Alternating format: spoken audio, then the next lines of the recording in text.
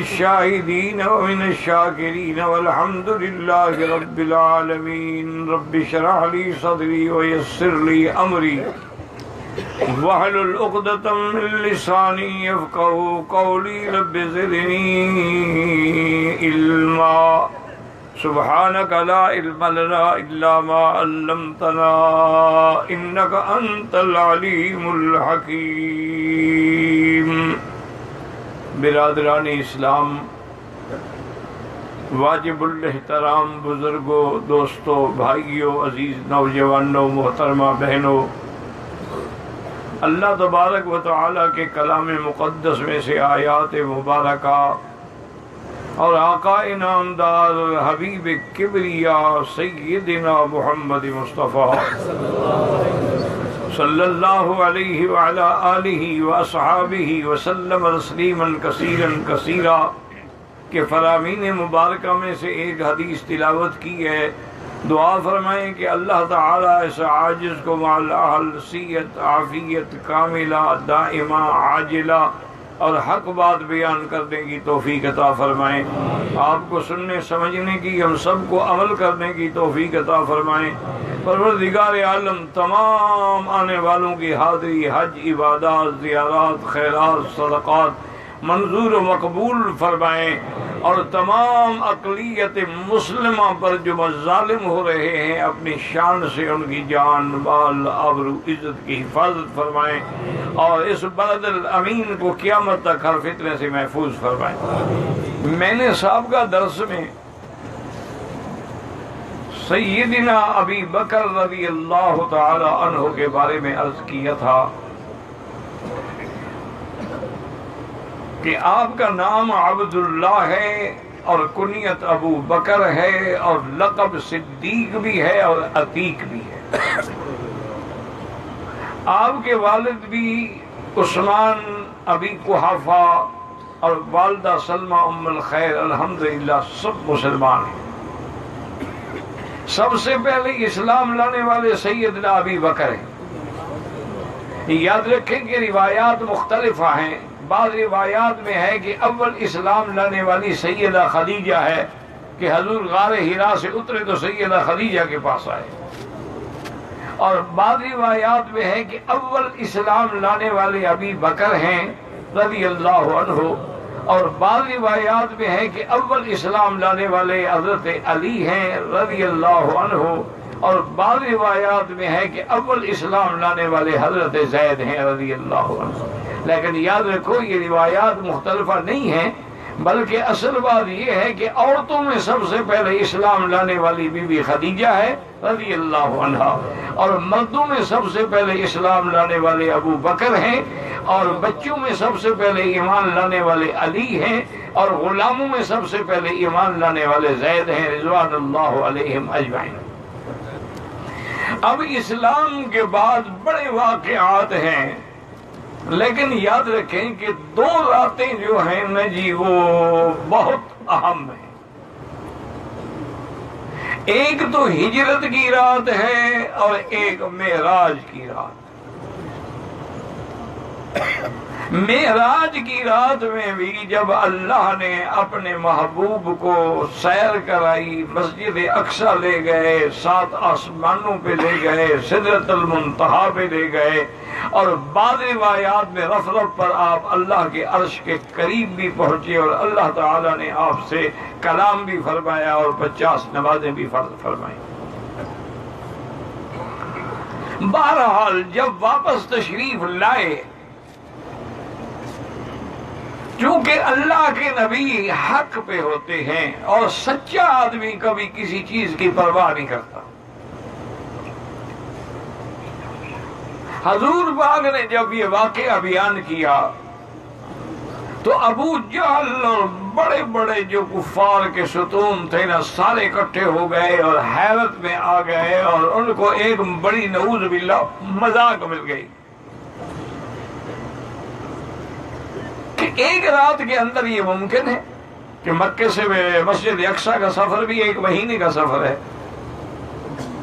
اور حضور نے خود فرمایا ہے کہ پہلے آسمان تک 500 سال کا سفر ہے، اور یہ تو 7 آسمان ہیں، 3500 سال لگنے چاہیے. بہرحال ان کو بڑا اشکال ہوا، اور ابو جہل سب سے پہلے جو آیا تو وہ سیدنا ابی بکر کے دروازے پہ آیا۔ اب میں تمہیں تنگ نہیں کروں گا، رضی اللہ عنہ کہو یا نہ کہو، میں کہہ کے تھک گیا ہوں، مجھے بھی شرم آتی ہے نا کہ ایک مسلمان سے کہو کہ صحابی پہ رضی اللہ عنہ کہو یا حضور پاک پہ درود شریف پڑھو، یہ بات کہتے ہوئے بڑا عجیب سا لگتا ہے، اور ایک اور ڈر بھی لگتا ہے کہ میں کہوں اور اگلا نہ پڑھے پھر تو بہت بڑا گناہ۔ تو بہرحال وہ سیدنا ابو بکر صدیق کی خدمت اس لیے آیا کہ اس کے نزدیک یہ ایک عجیب بات تھی، کوئی عقل نہیں مان سکتا۔ انہوں نے کہا آج مجھے موقع ملا ہے کہ میں نعوذ باللہ جا کے حضرت ابو بکر کو جھٹلاؤں۔ اس نے آ کے حضرت ابو بکر صدیق رضی اللہ عنہ سے سارا واقعہ سنایا، اور یہ بھی کہا کہ اما سمعت ما قال صاحبک، تمہیں پتہ بھی ہے کہ تمہارے دوست نے کیا آج ایک نئی بات کہہ دی ہے؟ کیا یہ ممکن ہے ابو بکر؟ اس لیے ہماری بات مان لو، ہم ٹھیک کہتے تھے نا کہ حضور نعوذ باللہ مجنون ہیں، دیوانے ہیں، جیسے دیوانہ کبھی کچھ کہتا ہے کبھی کچھ کہتا ہے۔ حضرت ابو بکر نے بات سنی اور دیکھیں کیا پوچھا ہے، ایک بات پوچھی کہ ابو جہل جو تم کہہ رہے ہو تم نے سنا ہے کہ میرے مدنی پاک نے فرمایا ہے؟ اس نے کہا بالکل میں نے خود سنا ہے۔ انہوں نے کہا صدق رسول اللہ صلی اللہ علیہ وسلم۔ انہوں نے کہا اگر تم نے سنا ہے تو میرے مدنی پاک نے سچ فرمایا ہے، چونکہ حضور صادق ہیں، آپ کی زبان سے کوئی بات غلط نہیں نکل سکتی۔ ابو جہل کہنے لگا کیا مانتے ہو یہ ہو سکتا ہے؟ انہوں نے کہا ہم تو اس سے بھی بڑی بات مانتے ہیں، ہم جب جبریل کا آنا جانا مانتے ہیں، اگر محمد مصطفیٰ چلے گئے تو کون سی بڑی بات ہے؟ یہ وہ وجہ ہے جس پر آپ کو لقب ملا صدیق، یاد رکھنا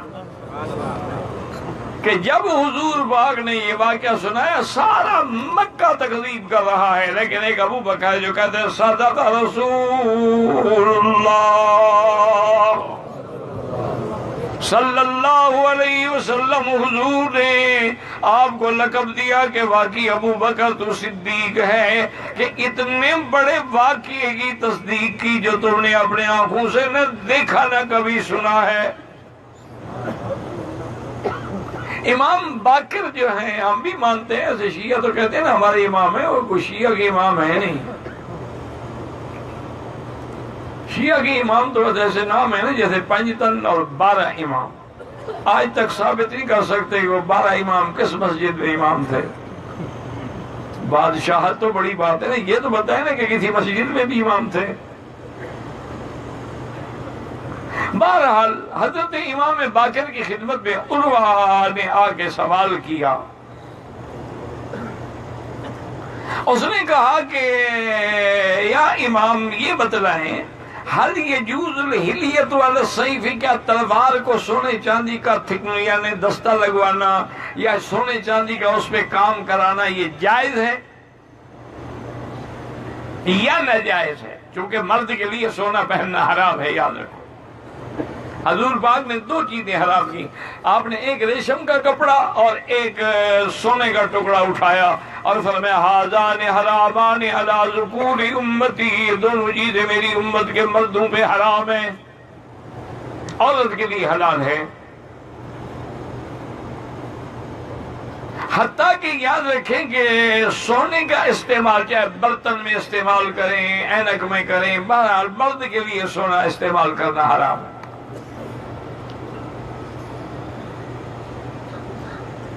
تو اس نے اسی لیے مسئلہ پوچھا کہ کیا تلوار پر سونے چاندی کا کام کرانا جائز ہے کہ یا ناجائز ہے؟ تو حضرت امام باقر نے فرمایا کہ جائز ہے، کیونکہ انہو سیدنا الصدیق حلا بالسیف بالفضت، حضرت صدیق نے اپنی تلوار پہ چاندی کا کام کروایا تھا، اس کے دستے پہ چاندی کا کام ہوا تھا، تو جب صدیق نے کرایا تو دلیل ہے کہ وہ جائز ہے۔ اور وہ غصے میں آ کے کہنے لگا کہ امام آپ بھی اس کو صدیق کہتے ہیں؟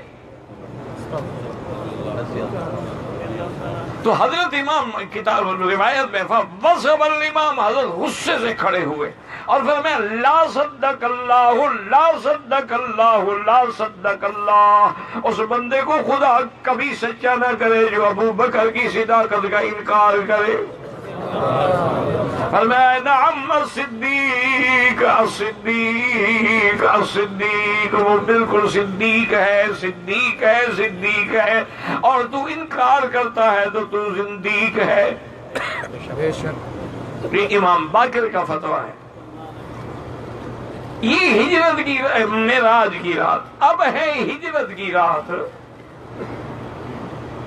اچھا دونوں میں فرق کیا ہے ذرا غور کیجئے گا کہ معراج کی رات جبریل حضور کے دروازے پہ آتا ہے اور ہجرت کی رات محمد صدیق کے دروازے پہ آتا ہے۔ رضی اللہ بی بی عائشہ فرماتی ہیں کہ اس وقت حضور کبھی ہمارے گھر میں نہیں آتے تھے، ہم حیران ہو گئے، حضور آئے فرمایا ابو بکر بچوں کو ایک طرف کر دو، میں نے بڑی راز کی بات کرنی ہے۔ ابو بکر ہنس پڑے اور کہا کہ یا رسول اللہ یہ آپ کے بچے ہیں میرے بچے ہیں، یہ ٹکڑے تو ہو سکتے ہیں، محمد مدنی کا راز کبھی نہیں کھولیں گے۔ حضور آپ بات کریں، کھل کے بات کریں۔ حضور نے فرمایا ان اللہ امرنی بالہجرت، اللہ نے مجھے ہجرت کا حکم دیا ہے اور تم نے بھی میرے ساتھ جانا ہے۔ اور حضور نے یہ بھی فرمایا کہ ابو بکر اللہ نے مجھے یہ بھی حکم دیا ہے کہ ساتھ ابو بکر کو لے جاؤ۔ حضرت ابو بکر نے کہا یا رسول اللہ صلی اللہ علیہ وسلم میں نے تو خواب دیکھا تھا 6 مہینے پہلے، اور میں نے تو 2 اونٹنی ابھی تیار کر رکھی ہیں، سفر کا سامان بھی سارا تیار ہے، میں نے خواب دیکھا تھا، مجھے پتہ تھا کہ ہجرت ہوگی اور میں بھی آپ کے ساتھ ہوں۔ حضور نے سارا کچھ سمجھایا، لیکن فرمایا ابو بکر بات سنو، ہجرت فرض ہے، اس زمانے میں ہجرت فرض تھی، یاد رکھو۔ فتح مکہ کے بعد پھر ہجرت فرض نہ رہی، لا ہجرت بعد فتح مکہ، لیکن آج بھی فقہاء علماء کہتے ہیں کہ اگر آپ کسی کافر ملک میں ہیں یا کسی کافر بستی میں ہیں، کافر شہر میں ہیں، جہاں تم کو اسلام کے فرائض ادا کرنا بھی مشکل ہے، تو اب بھی ہجرت فرض ہے کہ اس جگہ کو چھوڑ دو، کہ جہاں تم نماز نہ پڑھ سکو، اذان نہ دے سکو۔ تو بہرحال حضور نے فرمایا ابو بکر بات سنو، ہجرت فرض ہے، آپ نے جو 2 اونٹنی ہیں نا، میں ہوں اپنی اونٹنی کے تمہیں پیسے دوں گا، مفت نہیں لوں گا۔ انہوں نے کہا حضور جیسے آپ کی مرضی۔ بہرحال اس ہجرت میں ساتھ جانے والے سیدنا ابو بکر ہیں، اور بعد میں خبریں لانے والا آپ کا غلام عامر ابن فہیرہ ہے، آپ کا بیٹا عبداللہ ابن ابی بکر ہے۔ وہ بکریاں جو لے کے آتے تھے تاکہ نشان بھی مٹا دیں اور غار تک حضور کے لیے دودھ بھی پہنچا دیں۔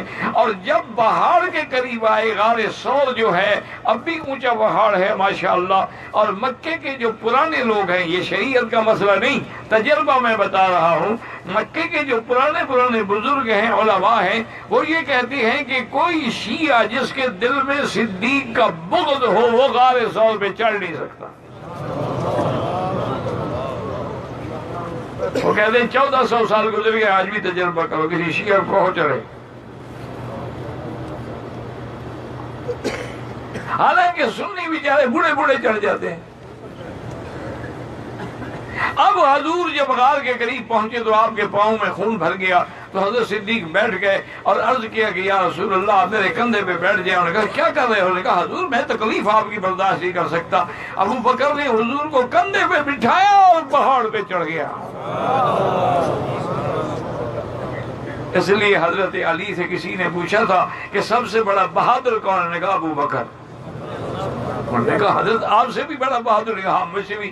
حضور نے میرے کندھے پہ صرف ایک پاؤں رکھا اور میں نے کہا قطن قطن یا رسول اللہ۔ حضور نے کعبۃ اللہ میں مجھے کہا کہ بیٹھ جاؤ، میں تیرے کندھے پہ کھڑے ہو کے یہ تصویریں مٹانا چاہتا ہوں۔ حضور نے ایک قدم رکھا، میں برداشت نہ کر سکا۔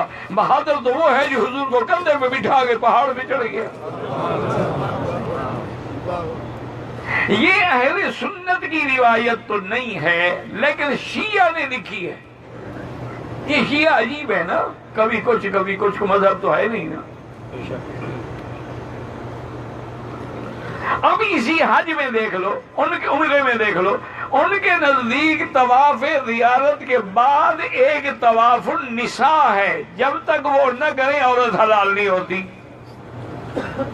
اہل سنت کے نزدیک تو طواف زیارت ہے، طواف زیارت کر لیا سب کچھ حلال ہو گیا۔ ان کے نزدیک نہیں، وہ طواف زیارت کر کے پھر طواف النساء کرتے ہیں، یعنی بیوی حلال نہیں ہوتی جب تک طواف نساء۔ ادھر ایک یہ پابندی ہے، ادھر متع حلال ہے۔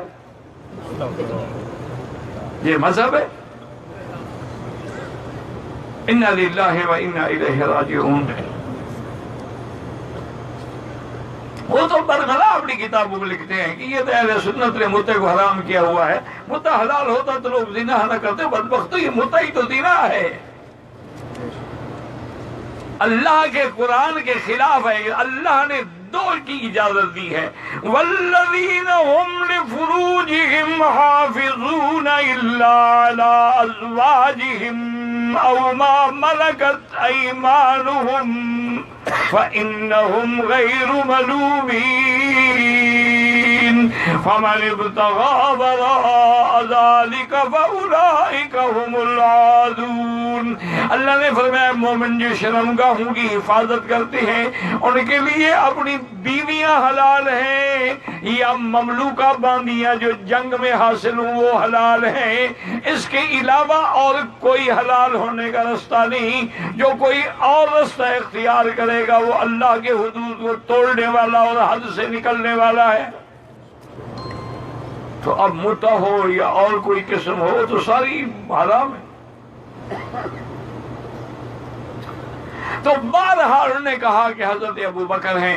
انہوں نے کہا اچھا ایک سوال یہ بھی بتا دیں کہ سب سے بڑا عالم صحابہ میں کون ہے؟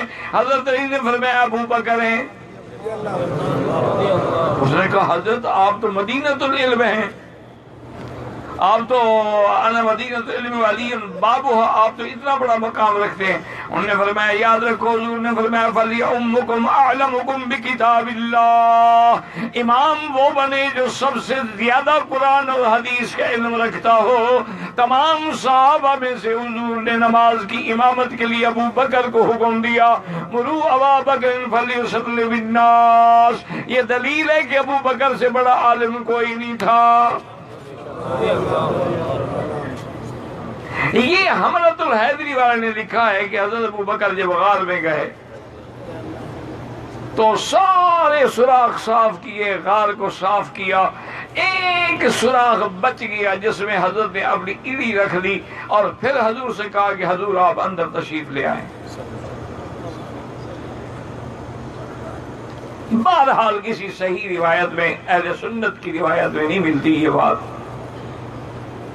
لیکن دشمن جب روایت کرے نا تو اس میں معلوم ہوتا ہے کہ کوئی وزن ہے، کہ آخر وہ یہ بات چھپا نہیں سکا، ورنہ ان کو تو چڑھے۔ حضور صلی اللہ علیہ وسلم نے سیدنا ابو بکر کی گود میں سر رکھا اور سو گئے۔ اتنی دیر میں سیدنا ابو بکر کو کسی سانپ نے ڈس لیا اور آپ کے آنسو نکلے اور حضور کے رخسار پہ گرے۔ حضور بیدار ہوئے، فرمایا ما یبکی کا، اور کہا یا رسول اللہ لغنی الحیہ، تو مجھے سانپ نے ڈس لیا ہے، اب میرے قریب ہو جاؤ۔ آپ نے اپنے لعاب دہن اپنی زبان مبارک سے لیا اور ایڑی پہ لگایا تو فوراً ابو بکر ٹھیک ہو گیا۔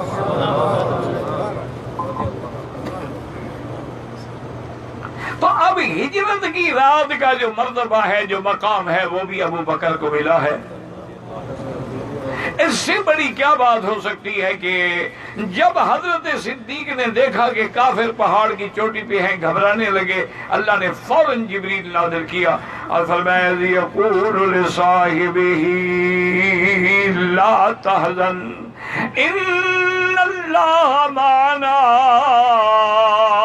اپنے ساتھی کو، اپنے صاحب کو کہہ دو کہ وہ غم نہ کرے، اللہ ہم دونوں کے ساتھ ہے۔ اور ایک حدیث میں اس سے پہلے حضور نے فرمایا ما ظنک یا ابا بکر باثنین اللہ ثالثہما، ابو بکر تمہارا کیا گمان ہے جن دو کے ساتھ تیسرا خدا ہو، ان کا کوئی کیا بگاڑ سکتا ہے؟ اللہ نے فرمایا غم نہ کرو۔ اس لیے علماء نے لکھا ہے کہ جو صحبت ابو بکر کا انکار کرے وہ پکا کافر ہے، اس کے کفر میں کوئی شبہ نہیں۔ کیوں؟ قرآن کہتا ہے صاحب ہی، اگر وہ انکار کرے تو قرآن کا منکر ہے۔ اللہ کے ساتھ ہونے کا مسئلہ یہ ہے کہ اللہ کی نصرت ہمارے ساتھ ہے، اللہ کی مدد ہمارے ساتھ ہے، اور جب اللہ کی نصرت ہمارے ساتھ ہے تو ہمیں کوئی نقصان نہیں پہنچا سکتا۔ اور اس کے بعد دیکھیں گے سیدنا ابی بکر رضی اللہ عنہ تیسری رات آپ کا غلام عامر ابن فہیرہ دونوں اونٹنیاں لے کے آیا، راستہ دکھانے والا عبداللہ ابن اریکت تھا۔ یہ عبداللہ ابن اریکت مسلمان نہیں تھا، یہ یہودی تھا۔ اس میں بھی حضور نے امت کو سبق دیا کہ اگر کوئی علم سیکھنا ہو تو کافر سے بھی حاصل کیا جا سکتا ہے۔ اب ایک اونٹنی پر حضرت ابو بکر اور حضور ہیں، اور دوسری اونٹنی پر عامر ابن فہیرہ حضرت ابو بکر کا غلام ہے اور عبداللہ ابن راستہ دکھلانے والا ہے۔ اور یہ قافلہ چلتے چلتے چلتے جب رابغ کے قریب پہنچا ہے، یاد رکھیں کہ حضور پاک رونے لگے۔ حضرت صدیق نے پوچھا کہ ماذا یبکی کا، آپ کیوں رو رہے ہیں؟ فرمایا ابو بکر میں نے راستہ دیکھا مکے کا، مکے کی سڑک دیکھ کے مجھے مکہ یاد آ گیا۔ مسلمانوں شکر کرو اللہ نے تمہیں مکہ کہہ دو الحمدللہ، اللہ نے تمہیں کعبہ نصیب کیا ہے، کہہ دو الحمدللہ، اللہ نے طواف نصیب کیے، حج نصیب کیا، عمرہ نصیب کیا۔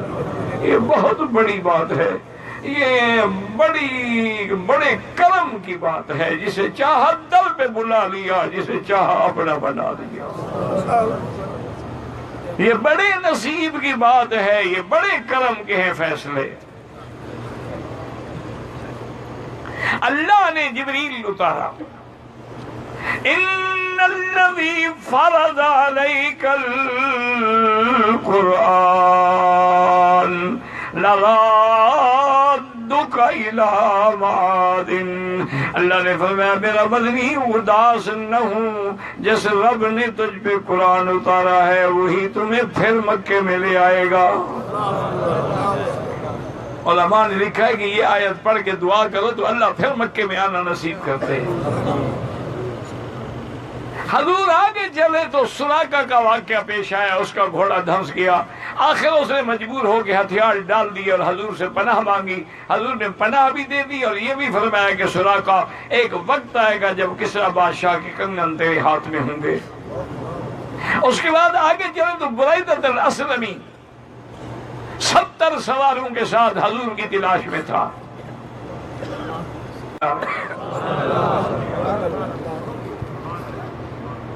اور یہ بھی ابھی بکر ہے کیونکہ میری داڑھی میں بھی سفید بال آ گئے تھے، مدینے والے فیصلہ نہیں کر سکے تھے، وہ آگے پہلے مشریات بھی لاتے پھر حضور کو ملتے۔ تو میں سمجھ گیا کہ ان کو پتہ نہیں لگ رہا، تھوڑی سی دھوپ آ رہی تھی، میں چادر لے کے کھڑا ہو گیا تاکہ مدینے والوں کو پتہ لگے۔ بعد عاشقوں نے یہ بات لکھی ہے کہ غار کی صحبت، سفر کی صحبت، رات دن کی صحبت، سواری پہ صحبت، اس قرب کا ایسا اثر تھا کہ ابو بکر پر بھی نبوت کا رنگ چڑھ گیا، لوگ پہچان نہیں سکتے۔ تو ایک ہجرت کی رات تھی اور ایک جو ہے معراج کی رات تھی۔ معراج کی رات کی تصدیق کرنے والا بھی ابو بکر اور ہجرت کی رات کی ساتھ دینے والا ابو بکر۔ اب اسی طرح سیدنا ابو بکر رضی اللہ تعالی عنہ ہر میدان میں دیکھیں نا، قرآن نے جہاں جہاں کہا ہے، ایک تو مجموعی طور پہ کہا اولئک هم المؤمنون حقا، یہ سارے صحابہ پکے ایمان والے ہیں، پھر ان میں سے ان کا ذکر کیا کہ لقد رضی اللہ عن المؤمنین اذ یبایعونک تحت الشجرۃ فعلم ما فی قلوبہم، اللہ ان سے راضی ہو گیا جو درخت کے نیچے آپ کے ہاتھ پہ بیعت کر رہے تھے، ان میں بھی ابو بکر بیعت کرنے والے ہیں۔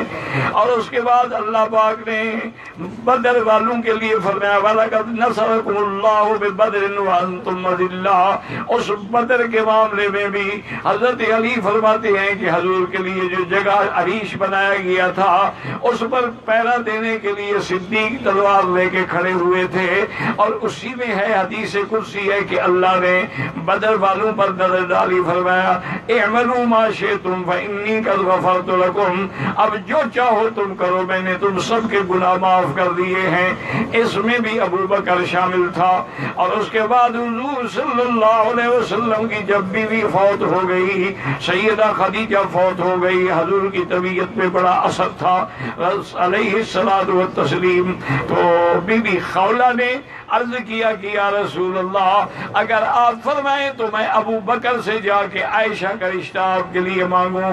آپ نے فرمایا اللہ عالم ابو بکر مانتا ہے یا نہیں مانتا ہے، لیکن ابو بکر تو ان لوگوں میں تھا جس نے فرمایا ہے کہ مجھے دنیا میں صرف 3 چیزیں محبوب ہیں، النظر الی وجہ رسول اللہ، ایک یہ محبوب ہے کہ چہرہ محمد کا ہو، دیکھنے والا ابو بکر ہو، اور دوسرا البنت تحت خدمت تحت رسول اللہ، بیٹی میری ہو اور حضور کی بیوی بن کے خدمت کرنے والی ہو، اور المال والانفاق فی سبیل اللہ علی ید رسول اللہ، مال میرا ہو اور ہاتھ محمد مصطفیٰ کا ہو صلی اللہ علیہ وسلم۔ حضور پاک جب حضرت ابو بکر کو بی بی خولہ نے پیغام دیا، حضرت ابو بکر نے فرمایا خولہ میں تو مدتوں سے انتظار کر رہا ہوں کہ کسی طرح بی بی عائشہ کا رشتہ دوں، لیکن آخر باپ ہوں اپنی زبان سے کہتے ہوئے لا جاتی ہے، میری طرف سے بالکل رشتہ جو ہے قبول ہے۔ تو حضرت عائشہ کے ساتھ حضور کا نکاح جب ہوا ہے 500 درہم حق المہر ہے۔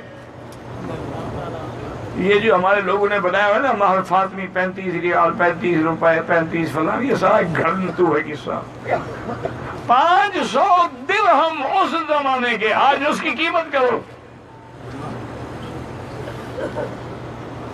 اب جب حضور مدینے میں آ گئے، حضرت صدیق نے عرض کیا کہ یا رسول اللہ عائشہ کو آپ اپنے گھر میں کیوں نہیں لے جاتے تاکہ آپ کی خدمت کرے؟ حضور نے فرمایا ابو بکر میرے پاس حق المہر کی رقم نہیں ہے، جب حق المہر کی رقم آئے گی تو میں اپنی بیوی کو لے جاؤں گا۔ اس لیے بعض علماء کہتے ہیں کہ خامند کو چاہیے کہ ملنے سے بھی پہلے حق المہر ادا کرے۔ حضرت ابو بکر نے عرض کیا، اس نے کہا یا رسول اللہ میرا مال بھی تو آپ کا، یہ لیں 500 درہم۔ تو حضور یہ ابو بکر کی شان ہے کہ بیٹی بھی دی اور حق المہر کی رقم بھی اپنی طرف سے ادا کی، رضی اللہ تعالی عنہ وارضاہ۔ اور اللہ تبارک و تعالی نے آپ کو آپ کے مصلی پہ کھڑے ہونے کا شرف بخشا، اور آپ کے بعد خلافت بلا فصل کا جو مقام ہے وہ بھی سیدنا ابو بکر رضی اللہ تعالی عنہ کو ملا ہے، چونکہ سب صحابہ نے اتفاق کر لیا کہ جس کو اللہ کے نبی نے ہمارے دین کا امام بنایا ہے ہم اس کو اپنی دنیا کا امام کیوں نہ مانے۔ حضرت ابو بکر خلیفہ ہو گئے، اور یاد رکھیں کہ حضرت ابو بکر کی تنخواہ کیا تھی؟ جب صحابہ نے مشورہ کیا تو حضرت ابو بکر خود کھڑے ہو گئے اور فرمایا کوئی فیصلہ نہ کرے، میں خود فیصلہ کروں گا۔ ایک مدینے کے مزدور کی جتنی روز کی دہاڑی ہے اتنا مجھے دیا جائے، اس سے زیادہ نہیں۔ رضی اللہ تعالیٰ عنہ۔ اور یاد رکھیں کہ اس جمع قرآن کا جو مسئلہ ہے، حضرت عمر نے آ کے عرض کیا کہ ابو بکر قرآن شہید ہو رہے ہیں، مجھے ڈر ہے کہ قرآن ضائع نہ ہو جائے، قرآن کو جمع کر لیا جائے۔ حضور کے زمانے میں ایک صورت، دو صورت، اس طرح لکھی ہوئی تھی، ایک جگہ جمع مابین الدفتین نہیں تھا۔ حضرت ابو بکر نے عرض کیا کیف افعل والذی ما فعل رسول اللہ صلی اللہ علیہ وسلم، میں وہ کام کیسے کروں جو حضور نے نہیں کیا ہے۔ حضور نے اپنی زندگی میں جمع نہیں کرایا، لکھنے کا حکم تو دیا لیکن جمع ایک جگہ پہ نہیں ہوا۔ حضرت عمر بار بار کہتے رہے۔ اس کے بعد حضرت صدیق فرماتے ہیں شرح اللہ صدری کما شرح صدر ابی بکر، اللہ نے میرا سینہ بھی کھول دیا جیسے حضرت عمر کا سینہ کھولا تھا۔ حضرت ابی ابن کعب، حضرت ابن ثابت سب کو حکم دیا کہ قرآن جمع کرو، تو ابتدا جمع کرنے والا بھی ابو بکر ہے۔ حضرت عثمان نے ایک قرات میں جمع کیا ہے، ورنہ اصل قرآن کا جامع جو ہے وہ حضرت ابو بکر ہے رضی اللہ تعالیٰ عنہ۔ اور اسی طرح یاد رکھیں کہ حضور کے بعد کچھ لوگوں نے زکوٰۃ کا جب انکار کیا، منکرین زکوٰۃ سے جہاد کرنے والا بھی ابو بکر ہے۔ حضرت آ کے منبر پہ خطبہ دیا، حضور کے منبر پہ کھڑے ہو کے فرمایا کہ مجھے پتہ لگا ہے کہ کچھ لوگوں نے زکوٰۃ کا انکار کیا ہے، میں ان کو بتانا چاہتا ہوں کہ میں ان کے ساتھ جہاد کروں گا، قتال کروں گا، میں اپنے فوجوں کو تیار رہنے کا حکم دیتا ہوں کہ ہم ان پہ حملہ کریں گے۔ حضرت عمر نے آگے عرض کیا کہ یا امیر المومنین، یا خلیفۃ رسول اللہ، اللہ اکبر، انہوں نے عرض کیا کہ یا خلیفۃ رسول اللہ، آپ کیا کر رہے ہیں؟ اہل قبلہ ہیں، وہ نماز پڑھتے ہیں، کلمہ پڑھتے ہیں، صرف زکوٰۃ کا انکار کیا ہے، اور وہ بھی تعویلاً انکار کیا ہے کہ اللہ نے قرآن میں نبی کو حکم دیا تھا خذ من اموالہم صدقۃ تطہرہم بہا وتزکیہم بہا وصلی علیہم، اللہ نے حکم دیا تھا میرا مدنی ان سے زکوٰۃ کا مال لیں اور ان کے لیے دعا کریں۔ اب جب نبی نہیں ہے، دعا کرنے والا نہیں ہے، تو ہم اپنا مال کیوں دیں؟ وہ ایک تعویل کر رہے ہیں۔ حضرت ابو بکر کو غصہ آیا، زور سے آیا، حضرت عمر کے سینے میں ایک گھونسا مارا اور فرمایا اچھا جبار فی الجاہلیت و خوار فی الاسلام، وہ زمانے کفر میں تو بڑا شیر بنتا تھا، مسلمان ہونے کے بعد بزدل بن گیا ہے۔ واللہ لو منعونی اکان لقاتلتموہ، اگر خدا کی قسم حضور کے زمانے میں ایک رسی بھی دیتے تھے انہیں، وہ رسی بھی نہ دی تو میں ان کے ساتھ قتال کروں گا۔ حضرت عمر کہتے ہیں میں آ کے مسجد کے سائے میں بیٹھ گیا، تھوڑی دیر کے بعد شرح اللہ صدری کما شرح صدر ابی بکر، اللہ نے میرا سینہ بھی کھول دیا۔ میں دوڑ کے اٹھا اور میں نے کہا یرحم اللہ علیک یا ابا بکر، ابا بکر اللہ تجھ پہ رحمت کرے، میں تیرا سپاہی بن کے لڑوں گا۔ اب مجھے بات سمجھ آئی ہے، آج ایک زکوٰۃ کا انکار کر دے، کل ایک پارٹی نماز کا انکار کر دے، پرسوں ایک پارٹی حج کا انکار کر دے، ترسوں ایک قربانی کا انکار کر دے، ورنہ دین اسلام ختم ہو جائے گا۔ آپ جہاد کریں، میں آپ کا سپاہی بن کے ساتھ چلوں گا۔ تو یہ فیصلہ بھی حضرت ابو بکر نے کیا رضی اللہ تعالیٰ عنہ۔ اور اسی طرح یاد رکھیں کہ غزوہ تبوک کے موقع پر جب حضور نے چندہ مانگا، حضرت عمر کہتی ہیں میں نے سوچا کہ آج میں سب سے زیادہ نمبر لے جاؤں گا، میرے پاس مال بہت زیادہ تھا، میں نے آدھا مال گھر رکھا اور آدھا مال حضور کی دربار میں لے آیا۔ اور یہ وہی موقع ہے جس پہ حضرت عثمان نے 900 اونٹ ما اقطابہا و احلاسہا سامان کے ساتھ دیے تھے، اور اس کے بعد 3000 درہم بھی پیش کیے تھے۔ حضور سب سے پوچھ رہے ہیں، خوش ہو رہے ہیں، مسکرا رہے ہیں۔ حضرت عمر کہتے ہیں آدھا مال دیا، عثمان کہتے ہیں میں نے 900 اونٹ دیے ہیں۔ حضور نے ابو بکر پہ نظر ڈالی کہ ابو بکر تم نے کیا دیا؟ اس نے کہا یا رسول اللہ گھر میں اللہ کا نام چھوڑ کے سب جھاڑو دے کے جو کوئی تھا لے آیا ہوں۔ آپ کا حکم ہے پھر گھر میں رکھنے کی کیا بات ہے؟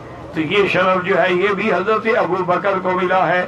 اور اسی طرح یاد رکھیں کہ منکرین ختم نبوت مرتدین مسیلمۃ بن الکذاب کے خلاف جو جہاد ہوا ہے وہ بھی حضرت ابو بکر رضی اللہ تعالیٰ عنہ کے زمانے میں ہوا ہے، اور مسیلمہ کو سزائے موت ملی، اللہ نے وحشی کے ہاتھوں سے اس کے ٹکڑے کرا ڈالے۔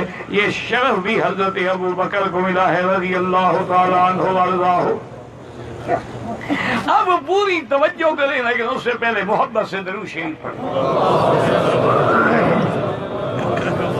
کوئی پڑھتا ہوتا ہے وہ پیچھے والے میرے خیال میں وہ نہیں پڑھتے، ان کو کسی نے منع کیا ہے کہ ضرور نہیں پڑھنا، تاکہ پاکستان جا کے ہندوستان جا کے کہہ سکو کہ مکے مدینے میں وہاں بھی ہیں درود پڑھنے ہی نہیں دیتے، نہ وہاں فاتحہ ہے نہ درود ہے۔ اگر میں نے کلخانی پر اعتراض کیا، میرا اپنے ایک ساتھی ہے مولوی ہے بھائی ہے میرے، تو وہ بھی ناراض تھے کہ بھئی وہ کھانا کیسے حرام ہو گیا۔ یاد رکھو کہ کسی کی موت پر 3 دن کے لیے سوگ کرنا جو ہے وہ شرعاً حلال ہے، صرف بیوی جو ہے وہ 4 مہینے 10 دن سوگ منائے گی، اور اگر حاملہ ہے تو جب تک وضع حمل نہ ہو وہ عدت میں ہوگی۔ ایک دوسری بات یہ ہے کہ جیسے یہاں عرب کا رواج ہے نا، یہاں کوئی فوت ہو جائے تو 3 دن سوگ ہوتا ہے، لوگ جاتے ہیں تعزیت کرتے ہیں، اور عشاء کے بعد فوراً ان کا کوئی ہمسایہ، کوئی دوست، کوئی عزیز بہت کھانے کا انتظام کرتا ہے کہ آنے والے سب کو کھانا ملے، وہ دوست کرتا ہے، اس گھر کا نہیں ہوتا۔ ہمارے یہاں جو کلخانی ایمان سے کہے، اگر وہ جو مرنے والا ہے اس کے مال سے ہے تو کیا اس نے وصیت کی تھی؟ اگر اس نے وصیت نہیں کی، مرنے کے بعد مال تو وارثوں کا ہے، اور وارثوں میں اگر چھوٹے بچے بھی ہیں تو وہ تو اجازت ہی نہیں دے سکتے، پھر اس سے پکانا کیسے حلال ہو گیا؟ بات سمجھا کریں، ایسے نہیں جلدی سے کہہ دیا ہاں جی آپ نے یہ کہہ دیا۔ اور تیسری بات یہ ہے کہ جو چیز نہ قرآن میں ہو، نہ حدیث میں ہو، نہ اجماع میں ہو، نہ قیاس میں ہو، بعد میں لوگوں نے یہ احداث کر رکھا ہو، خود مسئلے بنائے ہوں، یہ دن مقرر کرنے کا حق صرف اللہ کو ہے۔ اللہ نے مقرر کیا ہے کہ ذی الحجہ کی 10 راتیں ہیں، اللہ نے مقرر کیا ہے کہ 9 کی رات جو دن جو ہے وقوف کا ہے، اللہ نے حکم دیا ہے کہ 10 کی رات ہم نے مزدلفہ میں گزارنی ہے، اللہ نے حکم دیا ہے کہ 10 11 12 کو کنکریاں مارنی ہیں۔ یہ دن مقرر کرنے کا اختیار اللہ کو ہے، نہ کہ بندوں کو کہ یہ تیسرا کلخانی ہے اور یہ 7 جمعراتیں ہیں۔ اور بلکہ ان کے بزرگوں نے کتابوں میں لکھا ہے کہ 7 جمعراتیں، جب جمعرات ہو تو 7 قسم کے کھانے پکائے جائیں، تاکہ مولوی کو ساری ڈشیں مل جائیں نا۔ حضور پاک کو سوکھی روٹی نہیں ملی اور یہ 7 ڈشیں کھاتے۔ اِنَّا لِلَّهِ وَإِنَّا إِلَيْهِ۔ اب جناب غور کریں، درود شریف پڑھنے کی دفعہ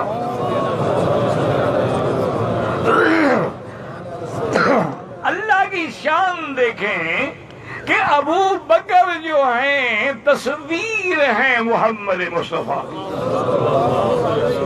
کیا مانا؟ ابو بکر کی عمر بھی 63 سال ہے اور میرے مدنی کی عمر بھی 63 سال۔ اب یہ اللہ کا فیصلہ ہے۔ اور حضور بھی بیماری میں 2 ہفتے بیمار رہے، ابو بکر بھی 2 ہفتے بیمار رہے،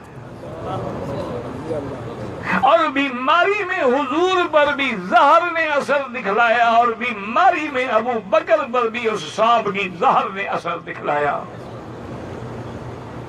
اور بیماری میں حضور نے اپنے مصلے پہ کھڑا کیا، جس کو کھڑا کیا وہ خلیفہ بنا۔ ابو بکر نے بھی اپنی موت سے پہلے اپنے مصلے پہ حضرت عمر کو کھڑا کیا، حضرت عمر بھی ان کے بعد خلیفہ بنا۔ اور اسی طرح سیدنا ابی بکر رضی اللہ تعالی عنہ کو بھی 3 کپڑوں میں کفن دیا گیا، اور حضرت ابو بکر کا جنازہ بھی اسی چارپائی پہ اٹھایا گیا جس پہ چارپائی پہ میرے مدنی پاک کا بدن مبارک تھا۔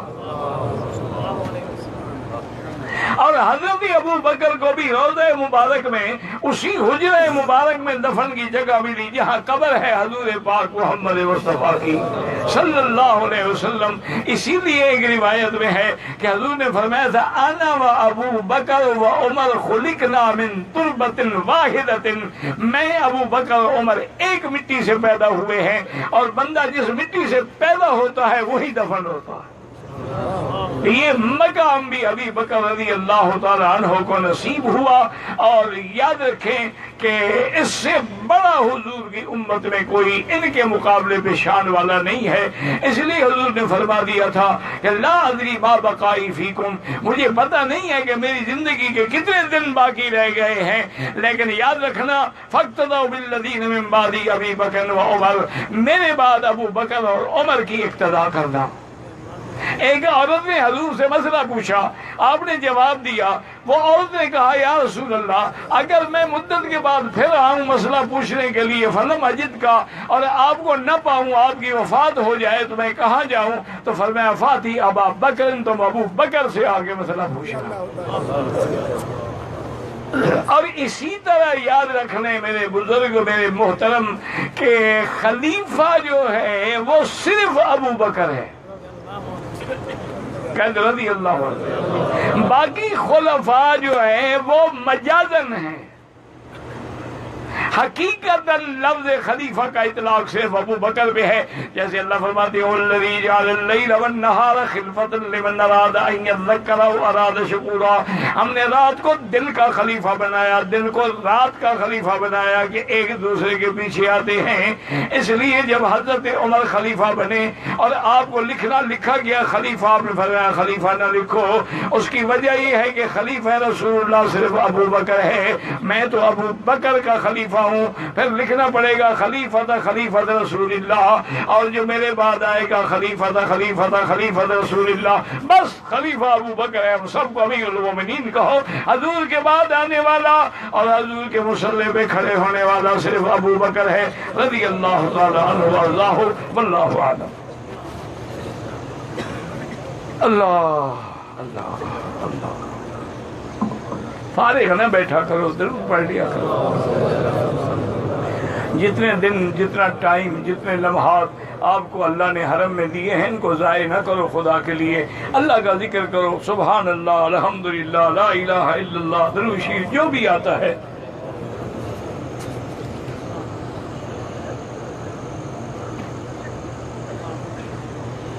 ٹینکی سے بلکی بدبو آ رہی ہو، جب بدبو آ جائے پانی ختم، یا ری بدل گئی، یا رنگ بدل گیا، یا ذائقہ بدل گیا۔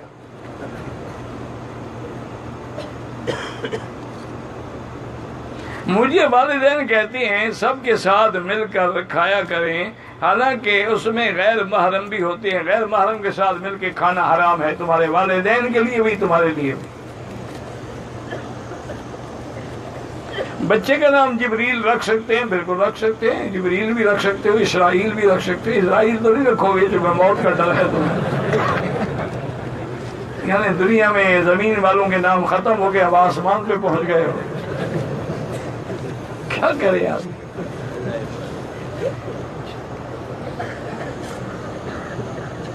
قضا نماز پڑھنا جو ہے ثابت ہے، حضور نے خود پڑھی ہے، ثابت ہے۔ کیا مانا؟ جب خندق کے موقع پہ حضور کی نمازیں قضا ہوئیں تو آپ نے قضا پڑھی۔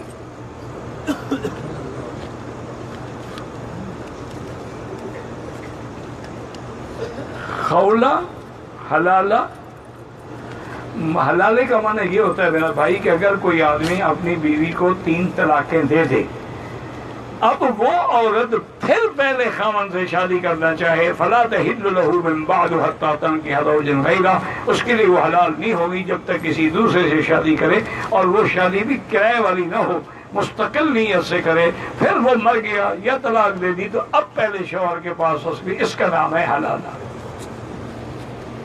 یہ جو کرائے کا حلالہ ہے نا ایک رات کے لیے، اس پہ تو حضور نے لعنت بھیجی ہے، لعن اللہ المحلل والمحلل له، حلالہ کرنے والے پر بھی لعنت، کرانے والے پر بھی لعنت۔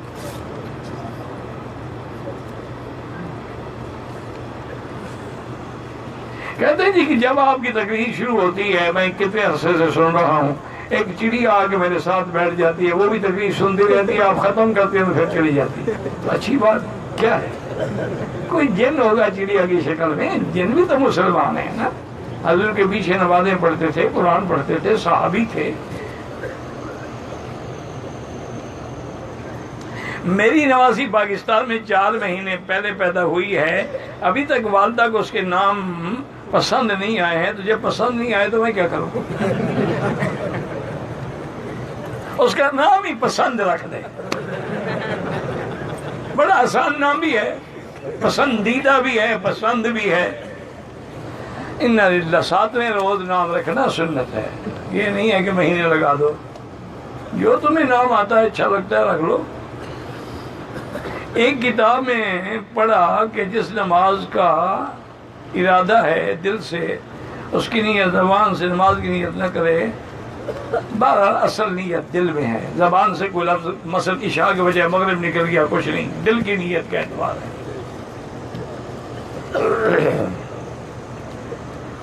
ہم یہاں مغربی عشاء کے ساتھ نماز پڑھتے ہیں، آگے تقریباً روزانہ صفحے خالی ہوتی ہیں، ان کا گناہ ہے، اگلی صفحے پوری کرنی چاہیے۔ بہو اور سسر کا بھی پردہ ہے؟ بالکل نہیں، سسر تو باپ ہے اس کا، اس سے کیا پردہ ہے؟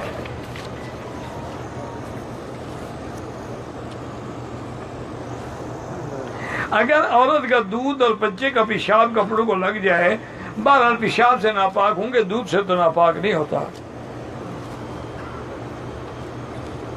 ہمارے یہاں کل شریف 11ویں شریف سب ناجائز ہے، خلاف سنت ہے۔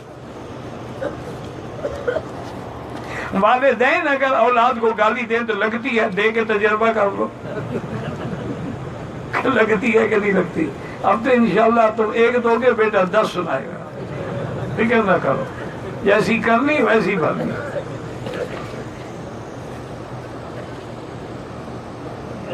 جب تمہیں شریعت گالی دینے کی اجازت ہی نہیں دیتی، المؤمن لا يكون لعانا ولا فحاشا ولا بذی، حضرت نے فرمایا یہ مومن کی صفت نہیں ہے کہ گندی باتیں زبان سے نکالے۔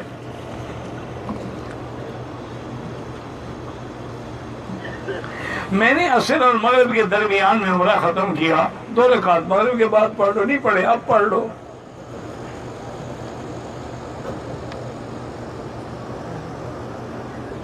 عمرے کے دوران حیض آ گیا، جب طبیعت ٹھیک ہوئی تو میں نے بغل اور زیر ناف کے بالوں کی صفائی کر لی، دم پڑ گئی، آپ تو احرام میں تھی، کیسے صفائی کر لی؟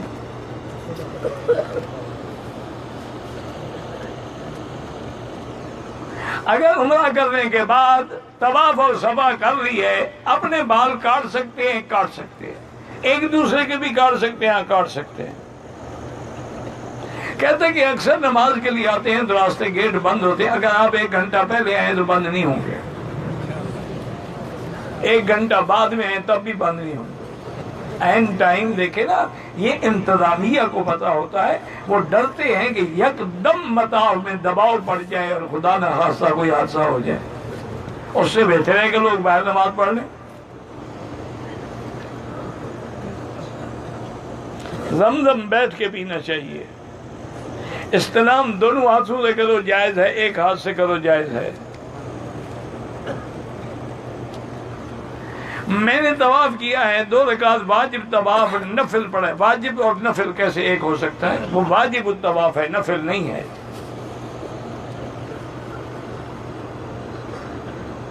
میں بیمار تھا، طواف وداع کے لیے میں 12 ذی الحج کو گیا، 2 بجے گاڑی میں بیٹھا تھا، مگر رش کی وجہ سے گاڑی والے نے مغرب کے بعد حرم اتارا، طواف عشاء کے بعد۔ طواف وداع نہیں تھا، وہ طواف زیارت تھا تمہارا شریف آدمی۔ بہرحال حنفی مسلک میں دم ہے، طواف تو ہو گیا، لیکن چونکہ مغرب کے بعد ہوا ہے تو ایک بکری دم ہے، باقی ائمہ کے نزدیک کوئی دم شم نہیں ہے۔ طواف زیارت کے دوران عورتوں کے پیر کی نصف پنڈلی کھلی ہوئی تھی، گناہ ہے، طواف تو ہو جائے گا لیکن گناہ ہے۔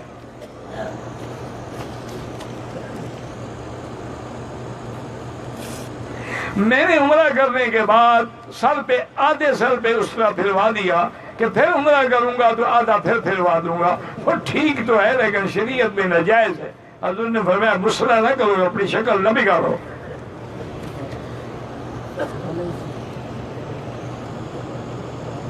وتر ہمیشہ 3 ہوتے ہیں، جو ایک پڑھتے ہیں وہ بھی پہلے 2 رکعت پڑھ کے سلام پھیر کے پھر کھڑے ہوتے ہیں، پڑھتے تو وہ بھی 3 ہیں، صرف درمیان میں سلام کا فاصلہ کرتے ہیں، ہم نہیں کرتے ہیں۔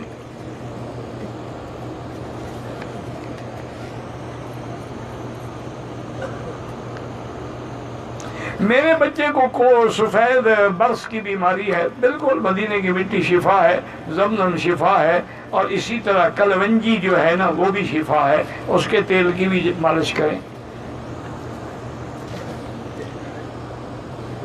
نماز جنازہ میں ایک سلام بھی حدیث میں ثابت ہے، دو بھی ثابت ہے۔ حنفی مسلک میں دو ہیں، وہ کہتے ہیں جتنے سلام زیادہ ہوں گے، لفظ زیادہ ہوں گے، ثواب زیادہ ہوگا۔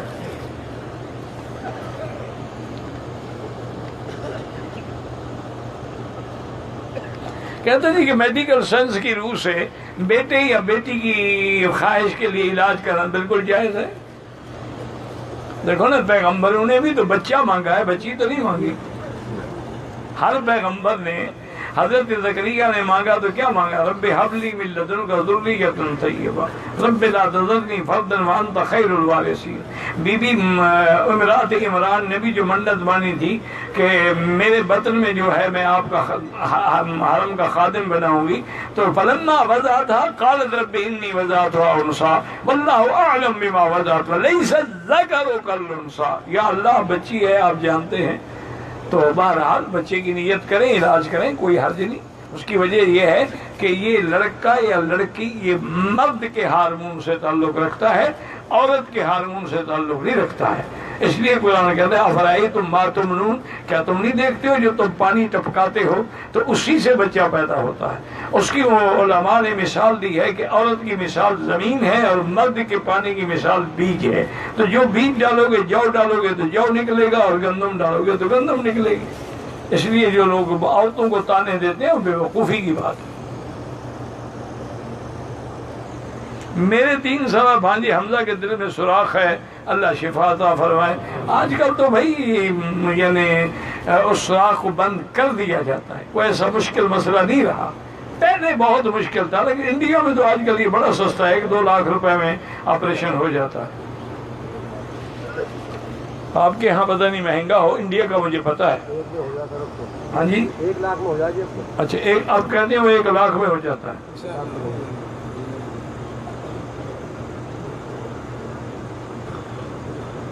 کہتے ہیں کہ حج تو الحمدللہ بڑے اطمینان سے ہوا، لیکن آج کل بے چینی ہے اور خواب بھی مجھے اچھے نہیں آتے۔ رات کو سوتے ہوئے آیت الکرسی اور آخری 2 صورتیں قل اعوذ برب الفلق قل اعوذ برب الناس پڑھ کے دم کر دیا کرو سارے بدن پہ۔ میری والدہ شوگر کی مریضہ ہیں، کمزور، اللہ شفا عطا فرمائے۔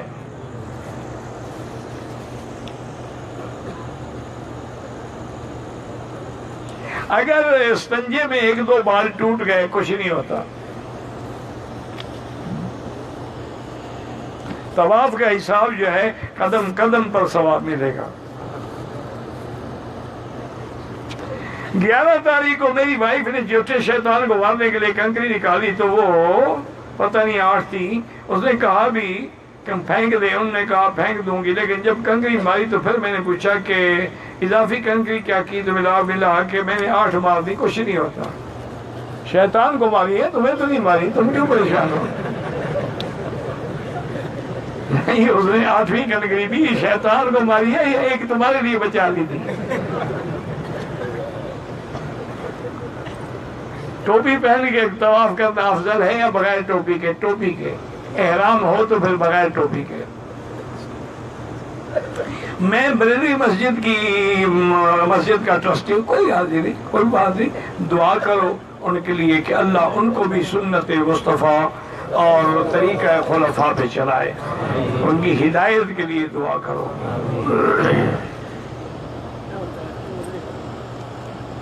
اگر عورت جمعہ کو حرم میں تھی، جمعہ پڑھے گی، ظہر کیوں پڑھے گی؟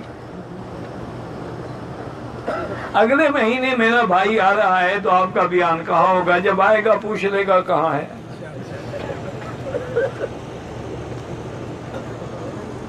میں نے حج تمتع کے عمرے میں بعد ایک جو جگہ ٹک دیا، حج کیا تو پورے سر کا حلق کرا، لیکن پہلے تو ٹک دیا ہے نا، وہ بکری تو تمہارے دن میں ہے نا۔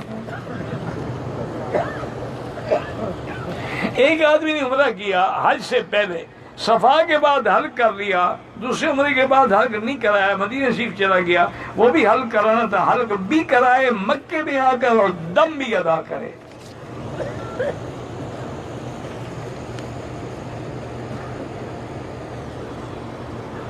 کہتے ہیں کہ ٹیسٹ ٹیوب سے بچے کے طریقہ پیدائش میں ٹھیک ہے، بالکل جائز ہے، لیکن سوال یہ ہے کہ مادہ جو رحم میں پہنچایا جائے وہ شوہر کا ہو، کسی اور کا نہ ہو۔ اگر خامند کا ہے اور بیوی کا ہے تو ٹھیک ہے، اگر کسی غیر کا ہے وہ تو پھر ولد الزنا ہے۔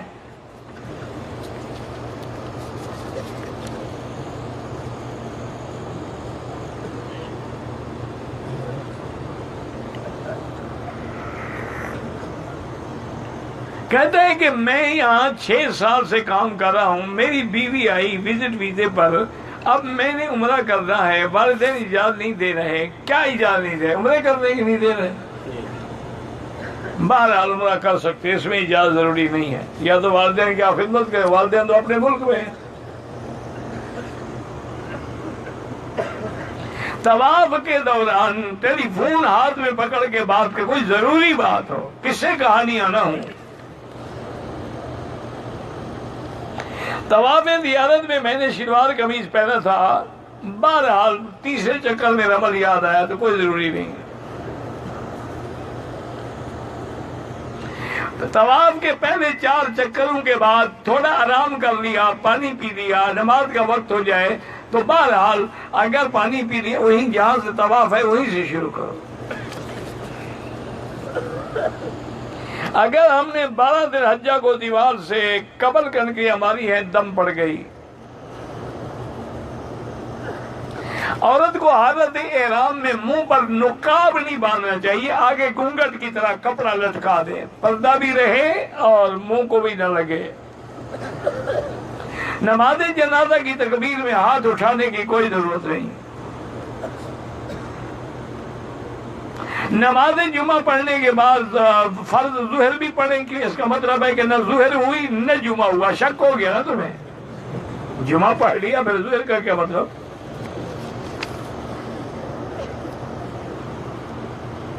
گناہوں پر بار بار توبہ کر رہا ہوں، دل مطمئن نہیں ہو رہا، کوئی بات نہیں، یہ دل کا خوف جو ہے یہی تو اللہ کی رحمت کی نشانی ہے۔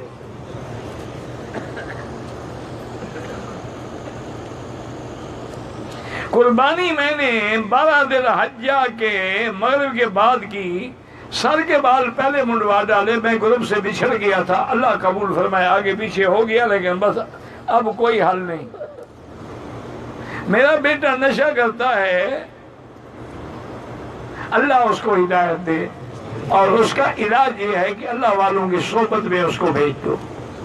وہ گھر میں رہے گا ٹھیک نہیں ہو سکتا، ہسپتال میں رہے گا ٹھیک نہیں ہو سکتا، ہسپتال میں ٹھیک ہوگا باہر آئے گا پھر نشے شروع کر دے گا۔ جب اللہ والوں کی صحبت ہوگی نا اس وقت جا کے ٹھیک۔ دیکھیں نا مثال دی ہے بزرگوں نے کہ لوہا جب تک آگ میں گرم نہ کرو لوہا نہیں مڑتا، آگ میں گرم کرو پھر اگر چوٹ مارو گے تو مڑ جائے گا، اگر پھر ٹھنڈا ہو گیا پھر نہیں مڑے گا، پھر گرم کرنا پڑے گا۔ اللہ والوں کی صحبت میں جب ذکر کی گرمی پہنچے گی تو تب یہ سیدھا ہوگا۔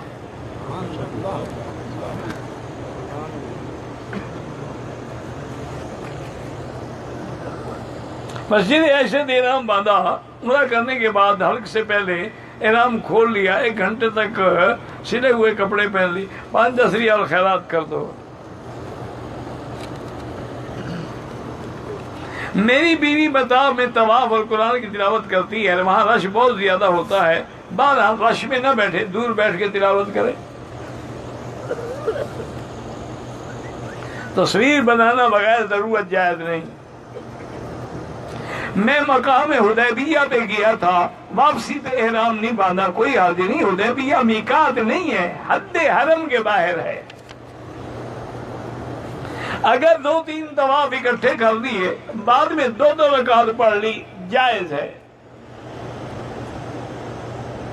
واجب الطواف افضل یہ ہے کہ مقام ابراہیم کے پیچھے پڑھے یا حتیم میں پڑھے یا پورے حرم میں، نہیں تو اگر اپنے ہوٹل میں بھی جا کے پڑھے تو ادا ہو جائے گا۔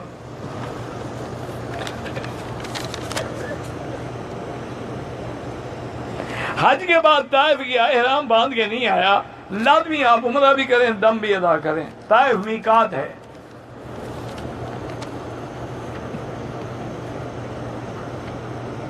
بہرحال جو بھی طائف گیا ہے عمرہ نہیں کیا، فوراً طائف جائے اور عمرہ کر لے تو انشاءاللہ دم بھی معاف ہو جائے گا۔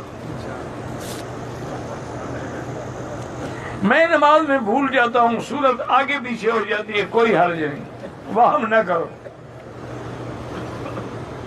اگر کچھ لوگوں کا احرام جو ہے وہ ناف کے نیچے ہوتا ہے، نہ نماز ہوگی نہ طواف ہوگا، چونکہ عورت الرجل من السرۃ الی الرکبۃ، ناف سے لے کر گھٹنے تک یہ جو ہے یہ عورہ ہے، اتنی سی جگہ بھی ظاہر ہو تو نہ نماز ہوگی نہ طواف ہوگا۔ ہندوؤں کے مردوں کے لیے سب کے لیے طواف کرو، عمرہ بھی کرو، حج بھی کرو۔ افضل یہ ہے کہ نماز وتر تہجد کے وقت پڑھا جائے، پہلے تہجد پڑھے آخر میں وتر پڑھے، لیکن اگر ڈر ہو کہ میری نیند نہیں کھلے گی تو پھر عشاء کے بعد پڑھ لے، تہجد بعد میں پڑھتا رہے۔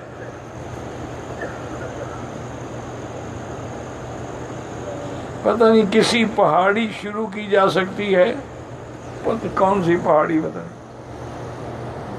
اگر احرام کی حالت حضرت کا بوسہ لیا دم ہوگا نہیں ہوگا؟ بات یہ ہے کہ اگر عطر تمہیں لگ جائے اور تم صاف نہ کرو پھر دم ہوتا ہے۔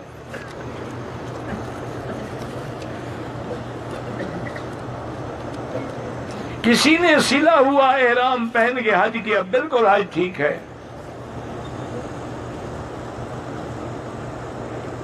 ہم مدینہ منورہ جائیں گے تو آپ مسافر ہوں گے، نماز قصر پڑھیں گے اگر اکیلے پڑھیں، لیکن مسجد نبوی میں امام کے پیچھے پوری پڑھیں گے۔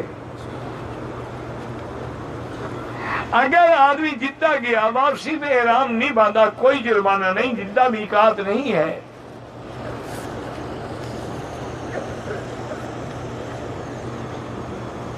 عمرہ ایک ہفتے کے بعد بھی کیا جا سکتا ہے، عمرہ تو روز کیا جا سکتا ہے، نفلی عبادت ہے، جتنا مرضی آئے کرو۔ اگر احرام کی حالت میں فروٹ والا پتہ نہیں کیا جام کھا لیا، نہیں کھانا چاہیے تھا، 2-4 ریال خیرات کر دو۔ اگر 3 ماہ کی ادھار پہ 1,25,000 کی بیچیں جائز ہے۔ جمعہ والے دن رش کی وجہ سے عورتیں آگے تھیں، ہم نے نماز پڑھی، بہرحال حنفی مسلک میں تو نماز نہیں ہوتی، باقی ائمہ کے نزدیک گنجائش ہے، اب دعا کرو اللہ قبول کرے اور کیا۔ اگر بہت احتیاط ہے تو ظہر قضا پڑھ لو۔ میں جب داڑھی مبارک کا خلال کرتا ہوں بال گرتے ہیں کوئی حرج نہیں، اگر احرام میں بھی گریں تب بھی کوئی حرج نہیں۔ غار ہیرا پہ نماز پڑھنے کا کوئی حکم نہیں، نہ جانے کا حکم ہے۔ ویسے کوئی جاتا ہے کہ ایک تاریخی مقام ہے تو کوئی شک نہیں۔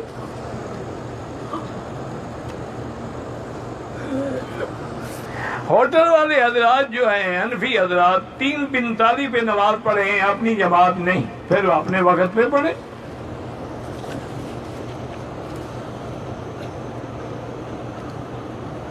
میں نے نفلی عمرے میں طواف کے بعد بھول کے حل کروا دیا، بعد میں صفا دوڑا، دم پڑ گئی۔ اللہ اکبر۔